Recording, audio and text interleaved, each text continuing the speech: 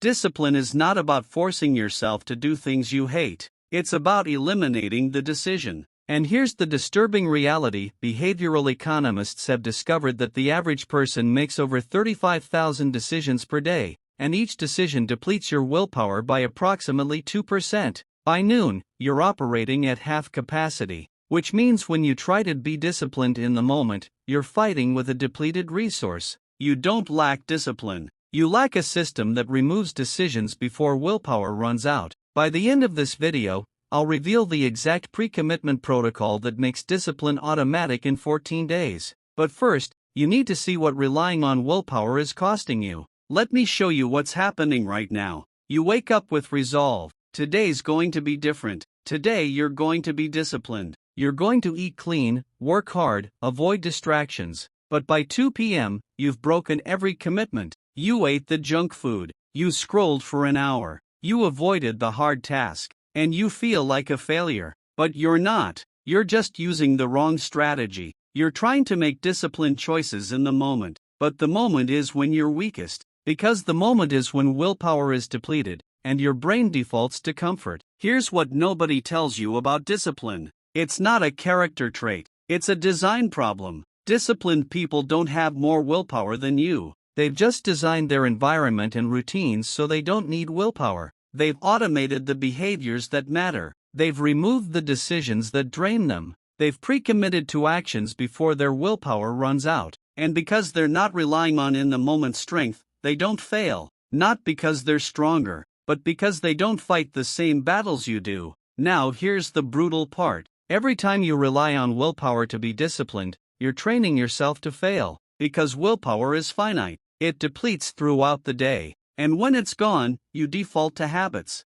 And if your habits are undisciplined, that's where you end up. So you wake up tomorrow with the same resolve, the same intention, and the same result. Because you're still trying to fight with willpower in moments when you have none left. And that's not a winnable fight. Let me tell you what lack of discipline costs you. First, goals die. You start strong and quit within days because you can't sustain the effort. Second, self-trust evaporates. Every broken commitment teaches you that you can't rely on yourself. Third, identity weakens. You become someone who talks about change but never executes it. Fourth, time compounds against you. Years pass and you're in the same place because you never built systems that work without willpower. And the gap between who you are and who you could be becomes a chasm you can't cross. Here's what's actually happening in your brain. Your prefrontal cortex is responsible for self-control and decision-making, but it's energy expensive. It runs on glucose, and every decision you make depletes it. So by the time you face a discipline-requiring decision late in the day, your prefrontal cortex is exhausted.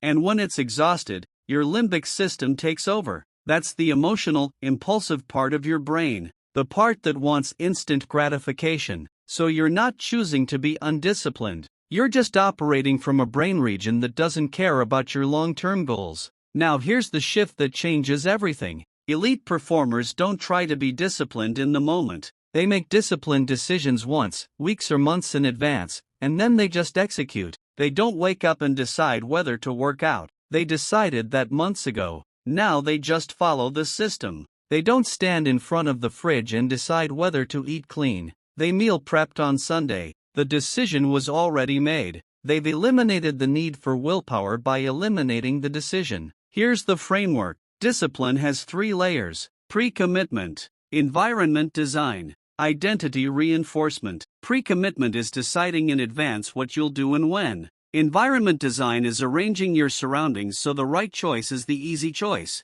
Identity reinforcement is tracking your actions so you build evidence that you're a disciplined person. Most people skip all 3 and rely purely on willpower. And willpower alone fails. Every time. But when you stack all 3, discipline becomes inevitable. Let me show you what pre-commitment looks like. It's Sunday night. You decide exactly what you're going to do every day this week, what time you'll wake up, what you'll eat, what you'll work on, when you'll exercise. You're not leaving it to future you to decide, because future you will be tired, stressed, tempted. Future you will negotiate. So you decide now, when you're clear, and you write it down. And when the moment comes, you don't ask yourself if you feel like it. You just look at the plan and execute. But here's the trap. Most people pre-commit and then renegotiate. They make the plan on Sunday and change it on Monday, because they don't feel like it. But that's exactly the problem. Discipline is doing it especially when you don't feel like it. So the rule is simple.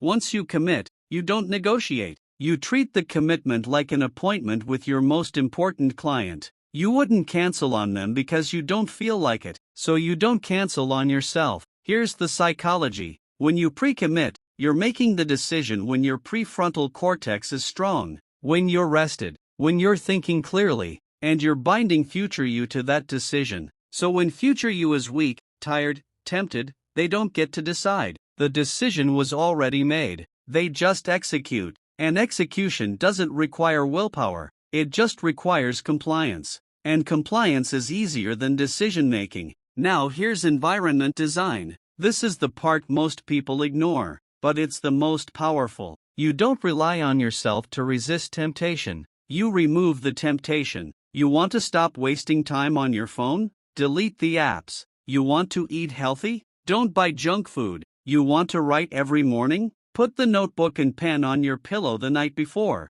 You're making the disciplined choice the path of least resistance, and the undisciplined choice harder to access. Here's the neuroscience. Your brain is lazy. It always chooses the easiest option. So if the easy option is scrolling, you scroll. But if you've deleted the apps, scrolling requires effort. You have to reinstall. Enter your password, and that friction interrupts the autopilot. And in that interruption, your prefrontal cortex can re-engage. And you can choose differently, not because you have more willpower, but because you've added friction to the wrong choice and removed it from the right one. Let me give you the protocol. Step 1. Identify the one behavior that, if done consistently, would change your life. Just one, not 10. 1. Step 2. Decide exactly when and where you'll do it. Not I'll work out sometime, but I'll work out at 6 a.m. in my garage. Step 3. Remove every barrier to doing it. Lay out your workout clothes the night before. Prepare your environment. Step 4. Add barriers to the competing behavior.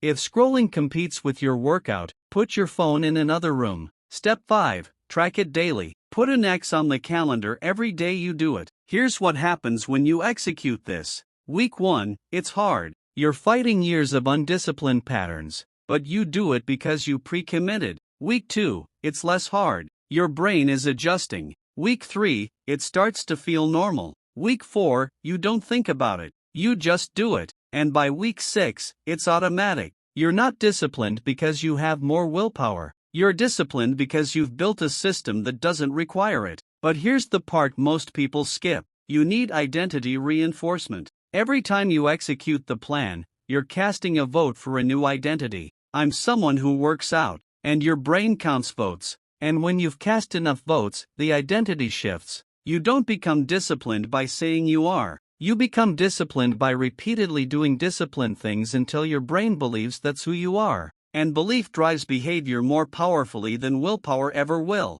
Now here's where it gets interesting. The most powerful form of discipline is what psychologists call habit stacking. You don't add new behaviors randomly throughout your day. You attach them to existing habits. After I brush my teeth, I do 10 push-ups. After I pour my coffee, I write for 10 minutes. You're using an existing habit as the trigger for the new one, so you don't have to remember. The sequence is automatic, and automatic is disciplined without effort. Here's what elite performers understand. They don't try to be disciplined all day. They concentrate their discipline in the first 2 hours after waking, because that's when willpower is highest. So they front-load the hard tasks, the workout, the deep work, the thing that matters most. And once those are done, the rest of the day is coasting. They're not disciplined for 16 hours. They're disciplined for 2. And those 2 hours dictate the trajectory of the entire day. Now here's the secret method I promised you.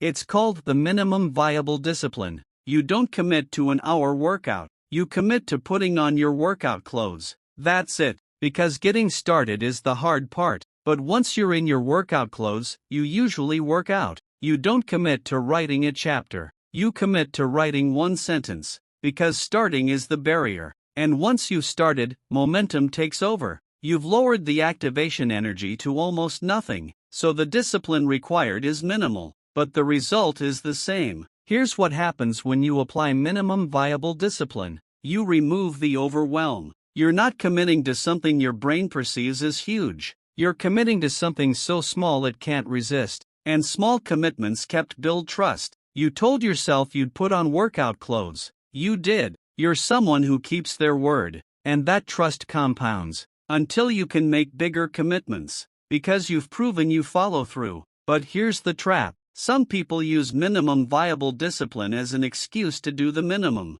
They put on workout clothes and don't work out. That's not the point. The point is to remove the friction of starting. Once you start, you keep going. You're using the small commitment to bypass resistance, not to justify doing less. Here's the identity shift you need. You're not someone who lacks discipline. You're someone who's been trying to use willpower in moments when you don't have any. And that's a strategy problem, not a character problem. So you stop trying to be more disciplined in the moment and start designing systems that make discipline automatic. You pre-commit. You design your environment. You track your actions. And discipline stops being something you do. It becomes something you are. Let me show you what happens if you don't build these systems. A year from now, you're still trying to rely on willpower, still failing by midday, still feeling guilty, still stuck in the same patterns, because willpower alone will never be enough. It's a finite resource fighting an infinite demand, and finite always loses to infinite, so you'll keep trying,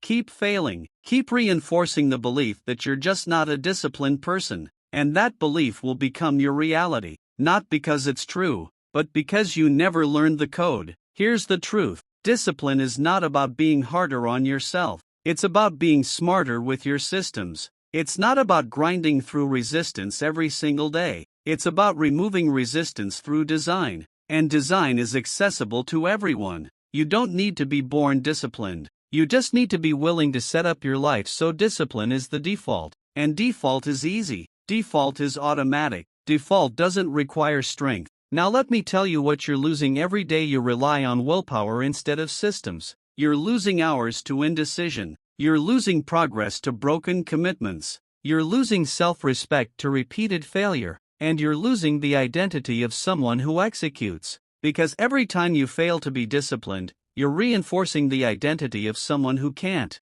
And that identity is costing you the future you want. Here's the protocol for today. Right now, you're going to identify one behavior you want to be disciplined about. Just one. And you're going to decide exactly when you'll do it tomorrow. And you're going to set up your environment tonight so doing it is easy and not doing it is hard. And tomorrow, you're not going to ask yourself if you feel like it. You're going to look at the plan and execute. And you're going to mark it down. And you're going to do it again the next day, for 14 days. Until it's not discipline anymore. Until it's just what you do. Because the discipline code is not a secret that's hidden. It's a strategy that's ignored. Pre-commit. Design your environment. Reinforce your identity. And watch what happens when you stop fighting yourself and start designing for yourself. Discipline doesn't require more strength. It requires better systems. And systems are built one decision, one environment tweak, one tracked action at a time. Starting now, the discipline code is yours. Not because you're special, but because you're willing to stop relying on the wrong tool and start building the right systems. What's the one behavior you're committing to tomorrow? And how are you setting up your environment tonight to make it inevitable? Answer those. Execute. And become disciplined by design.